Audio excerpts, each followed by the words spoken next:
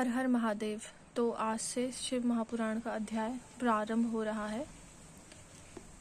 श्री शिव महापुराण।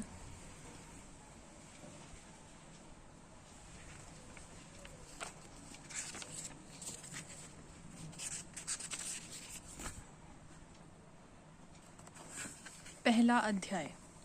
एक समय की कथा है कि भगवान श्री वेद व्यास जी महाराज के योग्य शिष्य परम पौराणिक श्री सूत जी, गंगा जी और कालिंदी के संगम परम पवन प्रयाग में भयंकर शंकर की तपस्या कर रहे थे कि वहां पर महर्षि शौनक बहुत से ऋषियों के साथ पधारे और श्री सूत जी को भगवान भजन में लीन देखकर अत्यंत प्रसन्न हुए और हाथ जोड़कर उनसे प्रार्थना की, प्रभु, हम लोग संसार सागर में डूब रहे हैं और हमें किनारा नहीं देता। सौभाग्यवश हम आज इधर आपके चरणों के दर्शनों के लिए आ निकले हैं। अब आप हमें लोगों पर दया करके हमें अथाह सागर से निकालिए और हमें ज्ञान गंगा में स्नान करवाकर एवं बुद्धि प्रदान कीजिए। प्रभु, समय अति भयंकर है और आगे इससे भी भयंकर आने वाला है। हे मनुष्यवर, जान पड़ता है कि आने वाले समय में प्राणी वीर पापी होंगे, अपने सत्य सनातन धर्म को छोड़कर निंदित धर्मों को अपना कर एकदम निंदा के पात्र बन जाएंगे।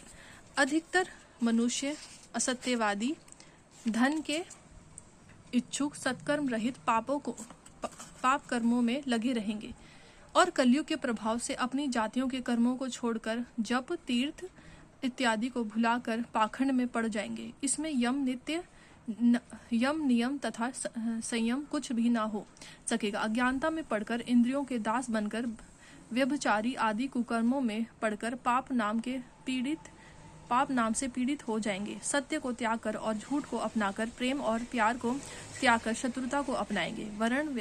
वर्ण व्यवस्था नष्ट हो जाएगी। ब्राह्मण अपनी जाति के कर्मों को छोड़कर क्षत्रिय, वैश्यों और शूद्रों के कर्मों को अपना लेंगे। इसी प्रकार क्षत्रिय भी अपने कर्मों से गिर जाएंगे। वैश्य वर्ण की भी यही दशा होगी। शूद्र ब्राह्मण, क्षत्रिय और वैश्य बनने का दावा करेंगे। कहने पर तात्पर्य यह है कि सभी वर्ण अपने अपने धर्म कर्म को त्याग कर व्यभिचारी होकर पाप करने लगेंगे। देव, गुरु तथा मित्रों का अपमान होगा।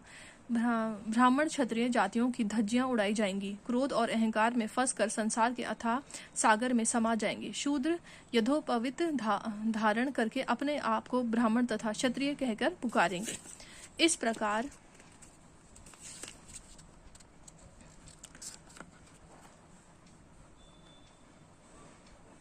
पाप ताप से पीड़ित हो अपनी आयु को भी कम कर लेंगे। स्थान 2 पर शूद्र देव मंदिरों में प्रविष्ट होने के लिए प्रयत्न करेंगे।